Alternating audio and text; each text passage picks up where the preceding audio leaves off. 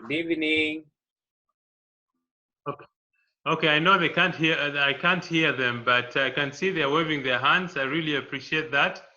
I think this session today is going to be one of the most through when they're in the field, when they're speaking to prospects, when they're speaking to negative customers, when they're speaking to, and they cannot come out straight and tell you, no, I'm not interested in the business.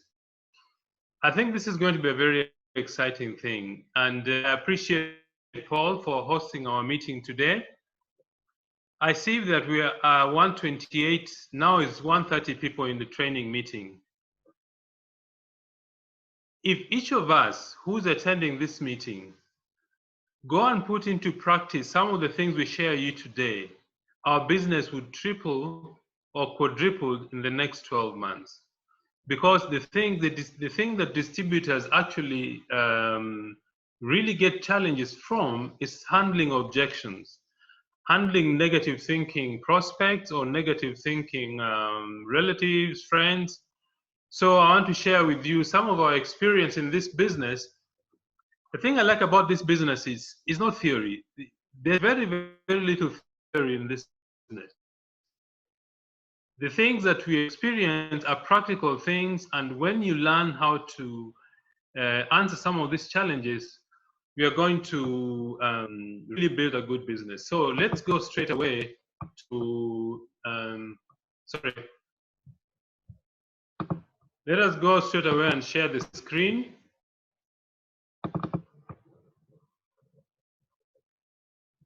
Just one moment.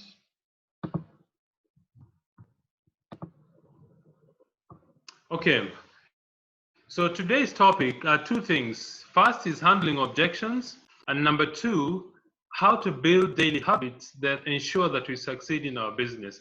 Because I'm sure all of you joined this business to succeed. I've never had anybody who joins Neolife and say, okay, I'm joining the business to fail. No, everybody who joins this business joins the business to succeed. So I'm going to share with you some of our experience that we have experienced in this business. Okay, forget about the topic on the left-hand side. It's actually handling objections. But before we go to that, I would like to share with you some of the things that are called landmines in our business. The things that trip our distributors that you get off track when you're doing their business.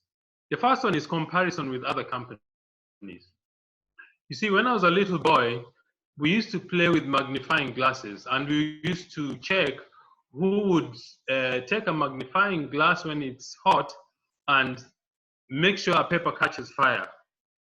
The reason I'm saying that is, if you want to catch fire, make sure you concentrate on one thing. Don't just join this business and compare it to other businesses, because it doesn't work. Either you're in this business or you're not. And some of the things that you're going to experience when you're in this business is people will come and tell you, look, we've got another business which is better than Neolife. And a friend of mine who left the business called me some time back and asked me, would you like to look at another business? I contemplated the question for quite a while. Then I sent back a message that the Lord led me to Neolife, and I'm going to stay in Neolife until the end of my days. I never had that call again.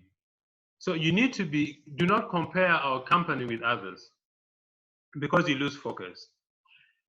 Second thing is multiple income stream. This means that you want to do 3 or 4 businesses together. Well, try that, it won't work. Because when you approach people with different businesses, which one do you think they're going to choose? So trying to do 2 or 3 different businesses at the same time doesn't work. The other challenge is called multitasking. Now, multitasking simply means you're doing too many things at the same time. And the reason this doesn't work is because you lose your focus, and most of your energy gets dissipated into things that do not help your business grow. Another example is what I call WIG. WIG is wasteful information gathering. If you're doing this business in network marketing and your goal is to become a diamond director, why would you be going to study the sex life of a butterfly? It doesn't make sense to me. Focus on something that you're going to succeed in and put all your energies. Number 4 is called the banker's syndrome. I am sure all of you, some of your prospects or your relatives have come to you and said, Pascal, just pay for me the kit. I'm going to work hard and I'll return you the money. Anyway, it doesn't work. Betty and I have tried it and it doesn't work. You're not a banker. You're not a bank. So the people who join the business and want you to lend the money to start the business to pay you back, we've tried it before. It never works. It does two things. Number one, it violates the basic principle of sowing. If you sow, you will reap. Because they haven't sowed the brow of your sweat, they will not reap anything. The other thing is it brings tension in your relationship. So you need to avoid the banker syndrome. Don't give money for distributors to start. Number 5 is the product expert syndrome. What do I mean by this? You see, when you become an expert in products, all distributors who join under you begin to think that for me to succeed in this business, I have to be an expert. And that is what slows down your business. Remember, our business is based on a simple principle, duplication. And for duplication to work, your business has to be very, very simple. The simpler it is, the faster it will grow. So don't go and study all those books about our products. I mean, Liz Gates did a fantastic session about 2 days ago on our products. For me, that is enough. I don't need to know much more than that. If you want more information, I call Liz Gates. If I want more information about cancer, I speak to Dr. Fatma Abdallah. Okay? So avoid the product expert syndrome. You've got all the information in the brochure that will allow you to build a successful business. Number 6, friends and family. We call this thing in our business a prophet in his home syndrome. A prophet is never accepted in his home. I cannot explain it. I cannot explain why it happens, but that is what happens. Because the people who should support you the most are your relatives and friends, but they don't. So when your friends and relatives tell you, look, this business doesn't work, this is a pyramid scheme, don't worry, it's part of the process. A prophet in his home syndrome simply means the people around you will not believe you. They've seen you how you have been broke before, or they've seen you how you struggle with money, and you're coming to tell them that you can help them become earn 300,000, 400,000, 500,000 shillings a month. How can that be? Number 7, work with the willing. You know, Hansi said on last week on Thursday that we need to avoid wheelbarrows. Wheelbarrows are things that you push. When you stop pushing, they stop moving. So work with the willing. Number 8, do not give prospects too much information at the beginning, because when you give them too much information at the beginning, it confuses their decision-making process. Remember, most people decide on this thing based on the emotion. And when you give them too much information, either about the products or the marketing plan, the percentages, they got confused and they think that they need to understand everything first before they make a decision. A friend of mine, a new distributor, brought to my attention something called SNAP.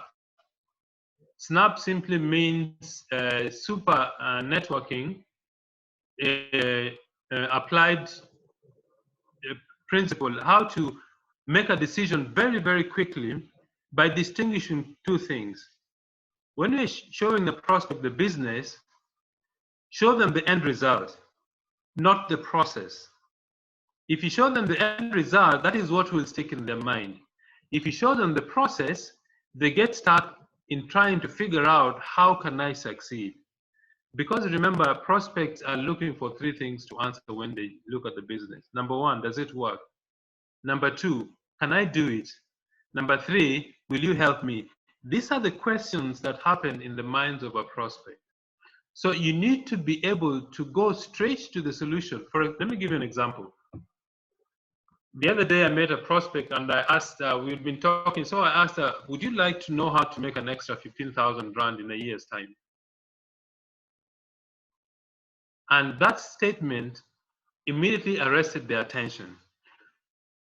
If I said, would you like to do a business that you use products, you sell some products and you recruit people to grow a business, that confuses them.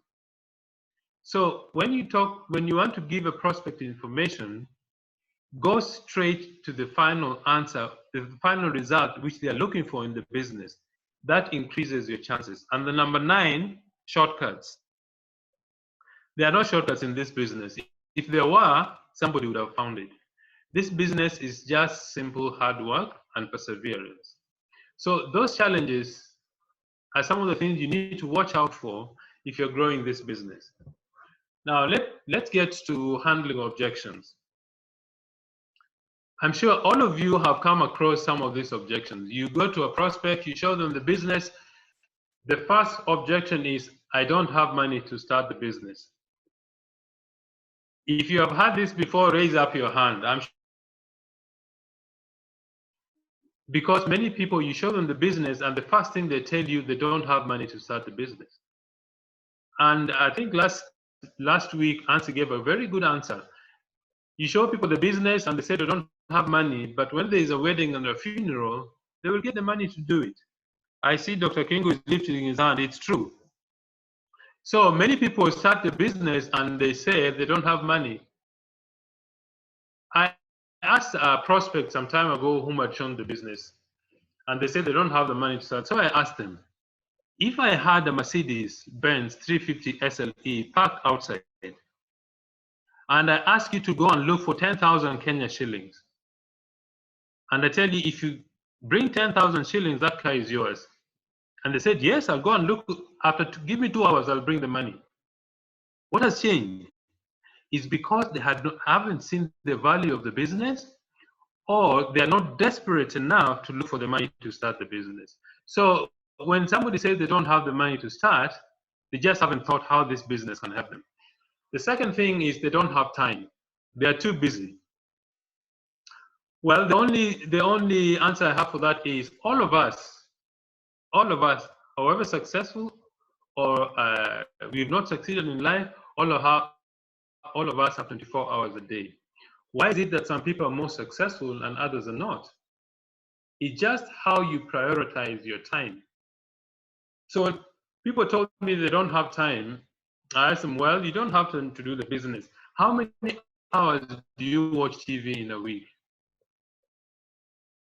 In South Africa, the average South African watches between 15 and 25 hours of TV every week.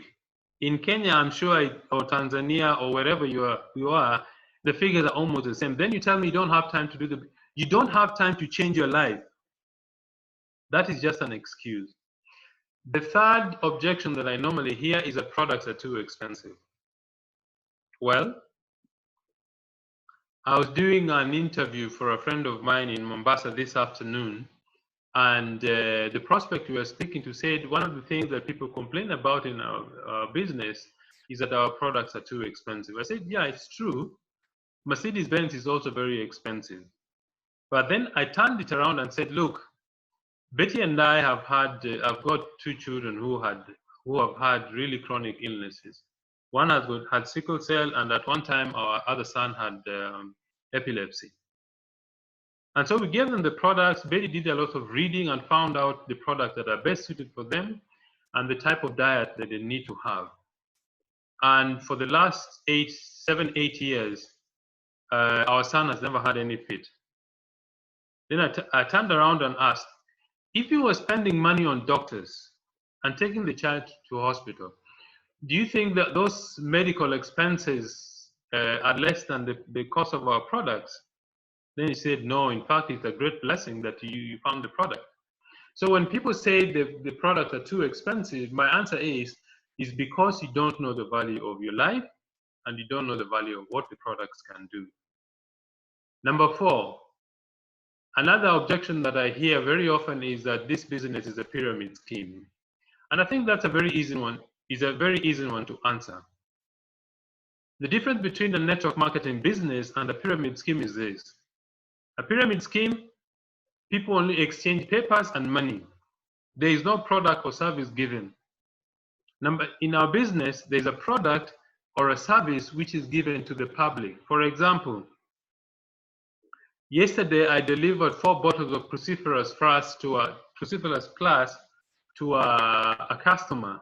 That is a product, and in exchange, they paid me some money that we are offering a product or a service to the public. And in return, we are paid for the product we offer. And by the way, this is something I normally tell people who tell me that it's a pyramid scheme. I tell them, look, a pyramid scheme in terms of geometry is the most stable structure in geometry. Secondly, the government of South Africa or Kenya or Nigeria or Tanzania is a pyramid. You have a president, you have a vice, you have ministers, you have deputy ministers, you have heads of department.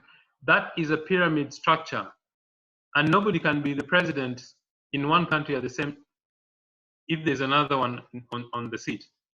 In our business, the people you bring into the business can earn more money than you do. For example, we have people in our team who are earning more than we are earning. Why? Because they build a better structure. So when people tell me it's a pyramid scheme, I bring into the attention what the difference between a pyramid scheme and a network marketing business is. The other objection, I want to think about it. I find this very funny because the business is straightforward and simple. And the question I ask prospects who tell me they want to think about it, I ask them, okay, what is it that you want to think about that I can clarify for you? And when I mention that, they stop to think and say, no, I just want to think about it. Then I tell them, I understand you've just said that you want to think about it. What is it that you want to think about? Is it you don't understand what I have explained? You want me to explain again? So in the end, some of them realized, no, I haven't made up my mind and now I'm not comfortable. And they said, well, if you're not comfortable, then think about it. I'll call you tomorrow to get a response. So when people say they want to think about it, it's an excuse because they don't want to make a decision. Remember, most people are not trained to make a decision. When they are born, their parents make the decisions for them. When they go to school, their teachers make the decision for them. When they go to college, if they do, their lecturers make decisions for them. When they get married, their spouse makes decisions. I mean, Betty decides what I'm going to eat or what clothes I wear. Okay? So most people are not used to making decisions. So you need to help them make a decision. Another one they hear is that I'm not the selling type, which is okay. Most people don't like selling. But what they don't realize is every human being sells something. Either they're selling an idea, they're selling a product, or they're selling themselves. For example, when Betty and I got married, I sold myself to Betty. And I won myself a very good prize. Okay? Those of you who are married, you know that before you got married, you had to sell yourself. You can't meet your future spouse and exhibit your worst character. Everybody sells themselves. So when people tell you I'm not the selling type, it's because they haven't really thought about what they're saying. Every single one of you listening to me, everybody on this earth is selling themselves in one way or the other. So when people say that I'm not the selling type, first of all, our business is not a sales business. In fact, some of the most difficult people to train in this business are salesmen because salesmen have a certain way of thinking that is not difficult, is not easy to teach. So when people tell me they are not the selling type, I say I agree. I'm also not a selling. Look, I'm trained as an engineer. We were trained to work with things, not with people. When I joined this business, Auntie told me you need to learn how to deal with people, not things. And that statement really helped me. So when somebody tell you they are not a selling type, tell them, look, in fact, we're not looking for salespeople. We're looking for people who are willing to learn. So I'm sure there are other objections that you can come across that I haven't listed here. During the question and answer session, if there's a specific objection that you've come across, please raise your hand and let us discuss it on how we can handle it. But there's a way that I would suggest that you can use to handle objections. I believe truly that objections are really a lack of information. People raise these objections because they don't understand the business or they haven't understood what the business can do. So objections is really lack of information. Secondly, when somebody raises an objection, don't jump in and try to answer it. Just hear them out without interrupting until they have said what they want to say, and if necessary, repeat to them to ensure you understand what they are asking. If you don't have an answer, you say so and tell them, look, I don't have a response to your answer or objection, but let me pick the phone and call my sponsor. I think they can answer your question. Okay? And the other thing I have found to be very, very useful is to use what we call the feel, felt, found rule. What does that mean? When somebody says, I don't have money, my response would be, I know how you feel. I felt that way when I was starting because I didn't have money. But I found out that I could actually borrow money to start this business. Or somebody says, I don't have time. You could say, I know how you feel. You seem to be very busy. And I felt that way when I was starting the business because my wife had just had a new child. I was still doing postgraduate course. Had a full-time job. But I found that if I spared enough time during the weekend, I was able to do the business. So use the feel, felt, found rule. It's a very powerful way to handle some objections. And then the other thing you need to do is to use the 4 closing questions. You know, for all my years of doing the business, I never knew this until about a year ago. I never knew how to close prospects properly. Some of the first people we sponsored in the business, I think I sponsored because I was just completely excited about this thing. But I found that the 4 closing questions are very, very powerful in the sense that they direct the thoughts of your prospects to say yes. For example, and these are the 4 questions.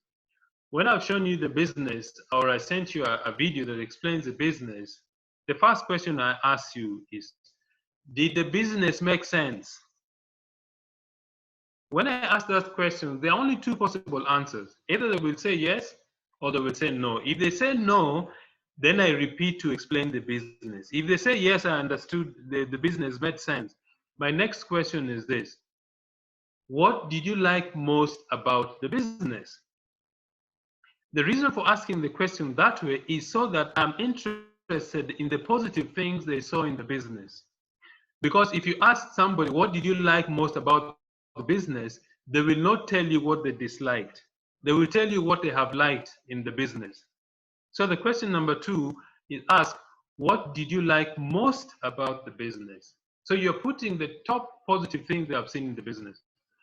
The third question is, do you see yourself achieving your dreams through this business? Or do you see yourself having better health through this business?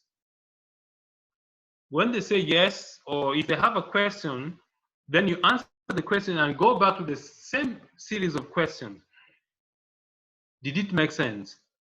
2, what did you like most about the business? 3, do you see yourself achieving your dreams through the business? If they say yes to all these answers, then you go to the last part. Okay, here is the application form.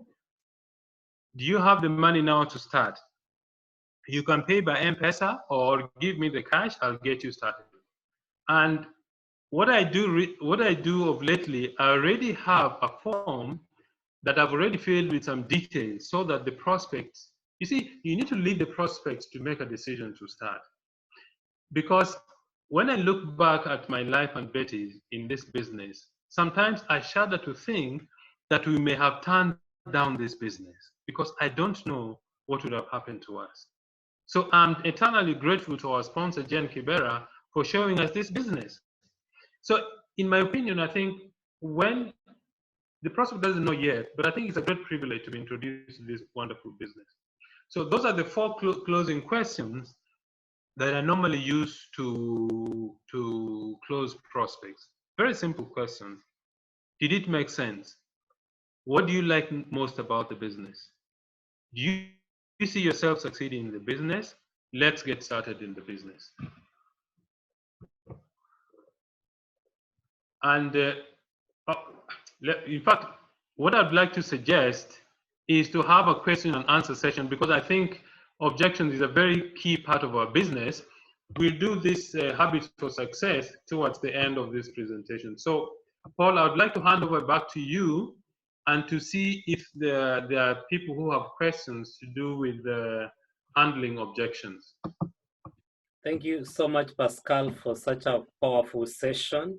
Handling objection, some of the things that we've been able to come across in the field. I'm sure now we are much enlightened and able to handle as much as possible.